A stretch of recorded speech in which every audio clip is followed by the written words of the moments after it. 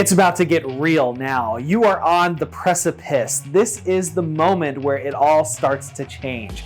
Onboarding and signing on with an agency, getting ready to submit for those offers. Let's talk about it.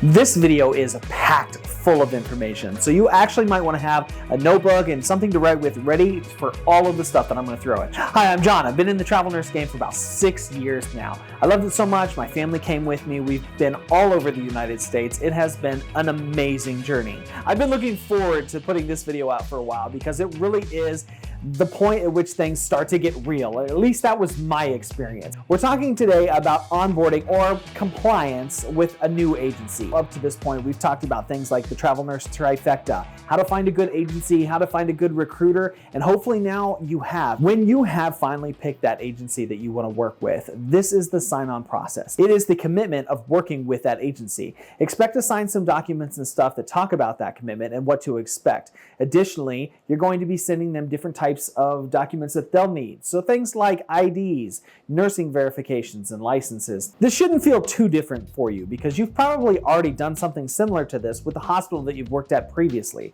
Now you're just doing it with the agency. Some agencies are going to want some things that others might not. But generally expect for things like government issued IDs, anything that has anything to do with your nursing practice. So your license, they may even want your transcripts, any certifications that you have for your specialty, ACLS, BLS, PALS, NRP, stuff like that.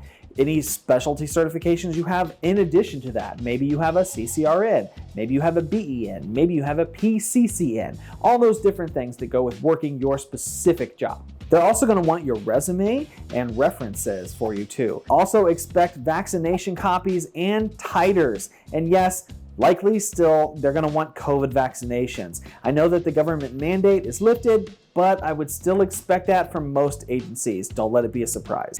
There are copious amounts of documents to keep track of, and it's not just the stuff that you're going to be sending to the agency. They're also going to be sending you things to DocuSign or just Adobe Sign. However, all these legal documents are almost all done now digitally, but you're going to want to keep a copy of everything. Not only that, they're going to send you to different places to do things like drug screens, get vaccine titers. Any documents or paperwork that you get from doing that, you're going to want to keep a copy of. That's why my biggest number one tip in dealing with this is to make sure you go digital. Is utilize a service that keeps it all kind of in one place to help you organize it. For me, I use Google Drive. There's lots of different companies and services that do this. I know Apple has products, Google has products, Dropbox is another example. There are all sorts of online drives that you can use. I highly suggest utilizing something that is online and not just your computer to organize it or just your phone to organize it. The reason for that is sometimes those things get damaged, they can get lost, they can get stolen, and then all of this documentation that you have and is built up is just gone, and that would be a horrible thing. I really like using a service like this because anytime I get paperwork, I can take my phone and I can literally take a picture of it and scan it immediately into that service. Also, it's really easy to organize, and everyone's going to be a little bit different with how they do it, but another tip with doing this is to be just crazy anal retentive about it. You want to really make it very organized and easy because I cannot tell you how often I have had new onboarding processes go where paperwork gets misplaced, and it could be you, it could be the agency, it could even be the facility, because yes, there will be things that even the facility sends you that you're going to have to keep track of, and having all of that stored online in a secure location that you can access just about any time with your phone or a computer is going to be paramount. I wanted to take the opportunity to show you guys kind of a little bit about what mine looks like. So what we're looking at right now is essentially a nursing folder on here, and there's different files and things like that, but I have certifications, and I've got travel contracts and just employment records. And when you jump into one of these folders, you'll see how it's kind of split up. If we go into the travel nursing contracts, you'll see all of the different states of how I've got it split up. Now, some of these states I've worked in multiple times. So if you click on Arizona here, you can see these are the different contracts that I've had within the Banner Health system. Inside each one of these folders are things that they send me that are required. I'll also keep a copy of my contracts. I also have a folder called Employment Records, and in there I've got Atlas MedStaff as my primary agency. Inside of there, it breaks it down even further into things like titers, respiratory fit tests, urine drug screen results, prophecy exams, all the different things that I might need access to if there's just a break in the record somewhere or some server may go down or something like that. I have all that documentation, and it just helps give me peace of mind. It's also kind of fun to look back and see all of the different stuff that's I've done throughout the years. So now we're back to talking a little bit more about the physical aspects of compliance. Sometimes there's going to be things where you're lacking or gaps and stuff in between jobs and contracts. So maybe you need a booster shot for tetanus, or maybe you need another respiratory fit test for your mask, or maybe you need, a physical exam in order to be work ready. A good agency is going to help set most of those appointments up for you. Some of them just kind of tell you that you need it and they wait for you to turn in the documentation that you had it done. I personally appreciate it when the agency sets the appointments up for me. It's not a deal breaker if they don't, but again, it's just ease and I appreciate it. I'm going to make sure that I have those documents and anything that I receive from doing those things. I take a picture of it in my car and immediately email it to my recruiter. Another thing that you can expect to do as part of compliance and onboarding is exams. And I know nobody likes to take tests. Don't stress too much about this. What to expect are going to probably be online digital exams where you're just going to have to verify basic level nursing skills. There may be some specialty stuff. If you work in a cardiac unit or an intensive care or maybe an emergency department, expect some EKG and some telemetry type stuff. There's probably going to be some pharmacy related exams to take and all those kind of things. Again, don't stress too much about this. These are going to be at home when you can do them. Some of them are going to be timed, some are not, but consider them open book for the most part. They'll tell you if they're not supposed to be. You'll be fine. Background checks are often going to be another part of onboarding with a new agency. They're going to want to make sure and check all sorts of different things. Federal and state background checks are going to be commonplace. And of course, a drug screen, typically a urine drug screen, is also going to be part of this process, generally right before you start a new contract. The onboarding process is something you're going to do way before you ever submit for a contract.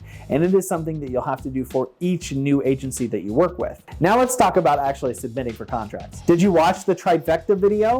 If you didn't, make sure you go back and watch it. It is really important in considering 3 different main aspects of submitting for a contract and where you're going to end up. You've considered the trifecta and you've got your recruiter, you're onboarded, and you are ready to start submitting. The first thing you're going to do is reach out to the recruiter and let them know what you want in terms of region, shift, and specialty that you'd like to work for. What they'll do is go and find in their databases open positions that they will try to match to those requests of yours.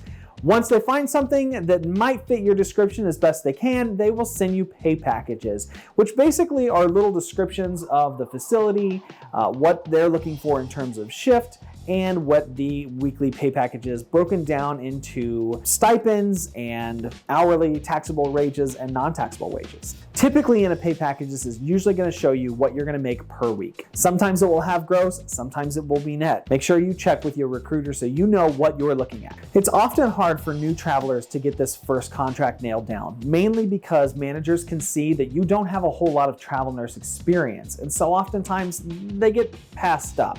Just be patient, it'll happen. Once you've been sent the pay packages that you're interested in and the recruiter thinks you might be well matched for, take a look at them and let them know that you're willing to submit for. And this is essentially applying for the job. The more submittals you have, the better chances you have of getting an offer. It is considered professional courtesy to only submit to contracts that you are actually willing to work. You should only submit to ones that you are willing to say yes to. As a really quick overview of how the entire process works, when you have a contract that you're interested in after talking to the recruiter about it and they have sent you the pay package to look over, you're going to contact them and say, hey, go for it, let's submit to this job. They will then send your application to the healthcare facility to review, and hopefully what will happen is one of 2 things. You'll either get what they call an auto offer, which is where you just get the offer right off the bat sent to the recruiter, Or you'll maybe get contacted for an interview. Lots of times they'll contact the recruiter first, who will let you know that that's coming and to be on the lookout and have your phone ready to go. We're going to talk about all this more next week, but just know that that's kind of the general process. After you've gotten an interview, or if you get an auto offer, you are then able to review everything that you receive and see if it's something that you're willing to accept and then sign the contract. When you're working with more than one agency, of course, as I mentioned before, you're going to have to onboard and do compliance for them starting from scratch, so be ready for that. There are some key advantages to doing so, though.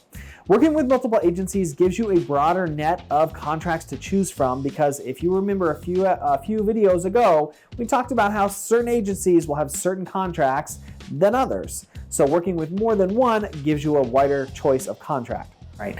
In the next video, we're going to do a deeper dive into accepting offers and what all that looks like. We'll even talk about whether or not it's a good contract, some things that will tell you if it is or isn't, and even touch a little bit on the mysterious and often controversial bill rate. Stick around.